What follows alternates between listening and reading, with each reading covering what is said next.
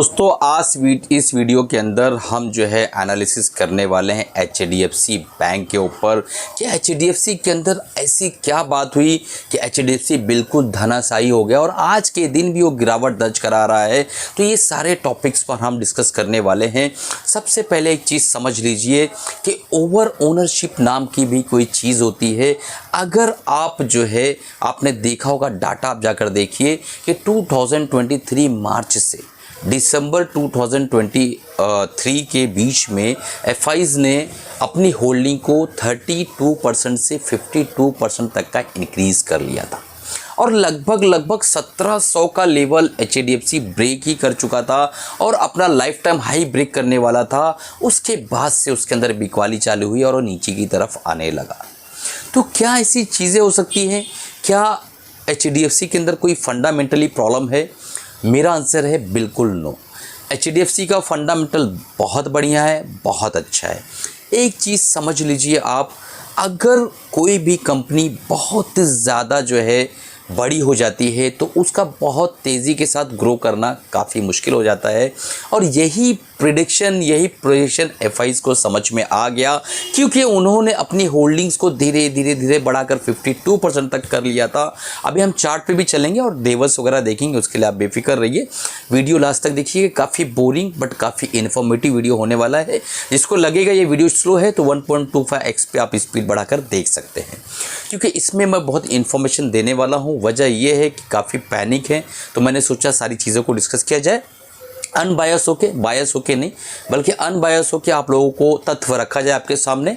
तो फंडामेंटली कोई प्रॉब्लम नहीं है, बट एक चीज़ याद रखिए, मैं एक छोटी सी स्टोरी बताऊंगा और जो मेरे पुराने सब्सक्राइबर को पता है कि मैं स्टोरी से कोरिलेट करके आप लोगों को समझाने की कोशिश करता हूँ। एक आदमी था, उसने एक शहर के अंदर एक दुकान खोला और उस दुकान के अंदर जो है उस शहर के अंदर लगभग एक 10 लाख की आबादी थी। उसने एक दुकान खोला, फिर वापस जो है दूसरी दुकान खोला, फिर तीसरी दुकान खोला, फिर चौथी दुकान खोला। और उसने जो दुकान खोला था वो मिठाई की दुकान थी। हम हलवाई ले लीजिए, चलो ठीक है, मिठाई की दुकान थी।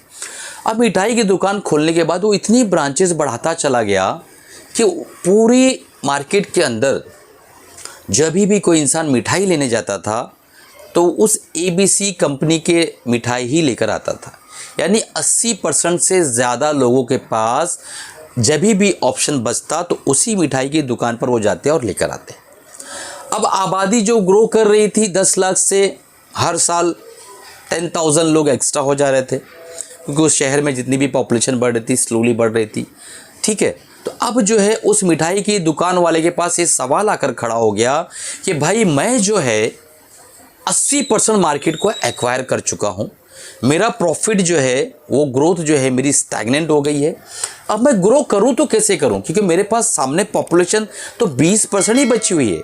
यानी मैं अगर कितनी स्पीड से ग्रो करूंगा कि इनको भी क्रॉस करके फिर मैं क्या करूंगा।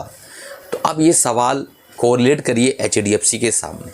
हर एक फैमिली के अंदर, हर एक घर में कोई ना कोई एचडीएफसी में लोन लिया हुआ है, कोई ना कोई किसी का अकाउंट एचडीएफसी में है। अदर अकाउंट्स अदर बैंक्स में भी हैं, पर एचडीएफसी में भी लोगों ने बैंक में अकाउंट खुलवा रखा है। तो उनके पास ग्रोथ की अपॉर्चुनिटी थोड़ी सी अब काफ़ी स्टैग्नेंट हो रही है, कम हो गई है। समझने की कोशिश करो मैं क्या समझाना चाह रहा हूँ। अब इनके पास ग्रोथ काफ़ी स्लो है और इसी चीज़ को एफआईज ने सूंघ लिया है। सूंघ इसलिए है, पिछले 3 सालों में आप जाकर देखेंगे कोई स्पेशल प्राइस के अंदर मूवमेंट नहीं हुई है। लगभग 3-5% के आसपास का जो है प्रॉफिट बेचारों ने बनाया होगा। अब इनके पास जब अपने ही घर के अंदर अच्छी प्रॉफिट की अपॉर्चुनिटी मिल रही है तो आप मुझे एक सवाल का जवाब दीजिए कि वो इंडिया के अंदर एचडीएफसी बैंक के अंदर क्यों पड़े रहेंगे? उनकी क्या ऐसी मजबूरी है? कोई मजबूरी नहीं है, वो बिल्कुल आज़ाद हैं, कभी भी बेच के जा सकते हैं। तो उन्होंने 10,000 करोड़ के आसपास का माल जो है उसमें से 8,000 करोड़ के आसपास का पहले दिन बेचा, सेकेंड डे बेचा, थर्ड डे बेचा, धीरे धीरे माल खाली कर रहे हैं। अब दूसरा सवाल, क्या एचडीएफसी बैंक को यहाँ रोका जाएगा? काफ़ी पॉसिबिलिटीज़ है। क्यों? क्योंकि अगले ही महीने जो है बजट का आना है, मार्केट को नेगेटिव नहीं दिखाया जा सकता है। उसके बाद 3 से 4 महीने के अंदर अंदर सेंट्रल जो है इलेक्शंस को होने हैं वह उस वक्त भी मार्केट को नेगेटिव में नहीं दिखाया जा सकता।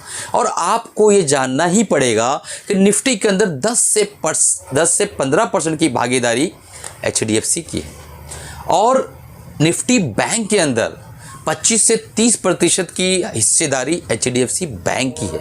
तो बिना HDFC बैंक के प्राइस को ऊपर उठाए क्या पॉसिबल है कि निफ्टी भी ऊपर उठ जाए?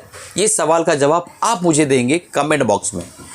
अब मुझे एक बात बताइए कि अगर ऐसा होता है तो निफ्टी यहाँ से रिकवर कर जाएगी, HDFC अगर ऊपर यहाँ से निकलता है तो। अगर यहाँ से बिकवाली और शुरू रही तो एब्जॉर्ब कौन करेगा, उसको खरीदेगा कौन, वो मुझे कमेंट बॉक्स में आपको बताना है। मुझे तो पता है, लेकिन मैं जानना चाहता हूँ कि आप लोग कितना ज़्यादा इच्छुक है लर्निंग के, आप कितना होमवर्क करते हैं ये सारी चीज़ें। जैसा आपको पता है कि एजुकेशनल चैनल है। अच्छा, पहले बता दे रहा हूँ भाई, डिस्क्लेमर है, कोई बाय सेल रिकमेंडेशन नहीं है। हम सिर्फ HDFC के ऊपर चर्चा करें। मेरा गला काफ़ी ख़राब था, पिछले 3-4 दिनों में मैंने कोई वीडियो पोस्ट नहीं कर पाया। अभी भी गले में काफ़ी आपको समझ में आ रहा होगा कि आवाज़ का काफ़ी डिफरेंस है, बट आज वीडियो पोस्ट करना ज़रूरी था क्योंकि काफ़ी जो है व्हाट्सअप पे आ रहा था कि भाई सर आप कुछ बोलिए। हालांकि टेलीग्राम चैनल मेरा फ्री है, उसमें मैं कंटिन्यूअस जो है अपग्रेड कर रहा हूँ, लोग उससे बेनिफिटेड हो रहे हैं।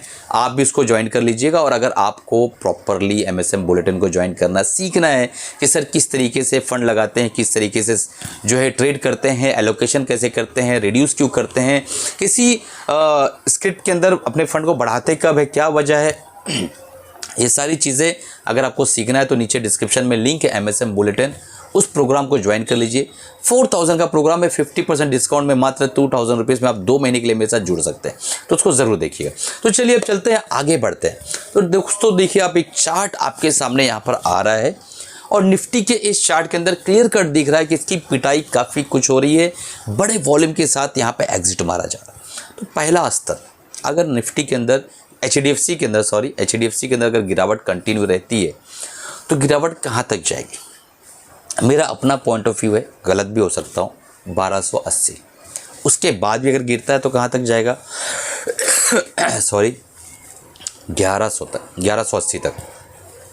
1280, 1180, ये 2 स्तर बहुत इंपॉर्टेंट है। किसी को निवेश करना है, अपने फाइनेंशियल एडवाइजर से राय मशवरा लेके काम करिएगा। आप पूछेंगे कि सर अगर आपको निवेश करना है तो आप क्या करेंगे? तो मेरी बात सुन लीजिए। अगर मुझे HDFC के अंदर अपना निवेश बनाना है तो बहुत सिंपल तरीके से मैं अपना निवेश बनाऊंगा। सिर्फ फॉर्मेट में अपना निवेश बनाऊंगा। अपने टोटल कैपिटल को जो मुझे HDFC में एलोकेट करना है उसके मैं 5 भाग करूंगा। ये जो तीनों स्तर मैंने बताए हैं आज, 1280, 1180, तीनों स्तर पे एक एक पार्ट डालूंगा। उसके बाद जैसा जैसा जो है वीकली कैंडल ऊपर की तरफ क्रॉस करना शुरू करेगा, कंसोलिडेशन कंप्लीट करके, जैसी बात इतना गिरेगा तो काफ़ी दिन ऊपर नीचे होगा, हो सकता है 5 महीना, 6 महीना, 4 महीना, 8 महीना, साल भर। कंसोलिडेशन ब्रेकआउट जब होगा, एक एक कंसोलिडेशन जब ब्रेक करेगा तो मैं बाकी के 2 पार्ट ऐड करूंगा और इस तरीके से एक अच्छा एलोकेशन मैं 6-7 महीने, साल भर में इसके अंदर बनाऊंगा। एक साल मैं खुद ही नहीं मारूंगा कि एक साथ जब खुद ही मारते हैं तो 2 चीज़ों का पता नहीं होता कि पानी कितना गहरा है और दूसरा पानी कितना ठंडा है। तो जब स्लोली हम एक पोजीशन बनाते हैं तो हमें पता चलता है कि हमें क्या करना है।